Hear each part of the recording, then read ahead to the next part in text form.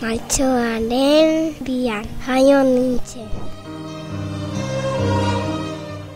Bilbon jaio nintzen, goizeko 9:00. Gitan, iletsua, morena eta guapa nintzen.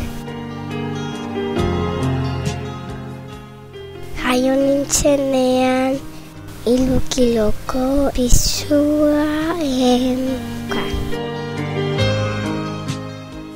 Lehenengo egunetan lo eta jan egiten nuen. Nire aitan nintzen ziren arruma eta nire ama nintzen ziren fitxi.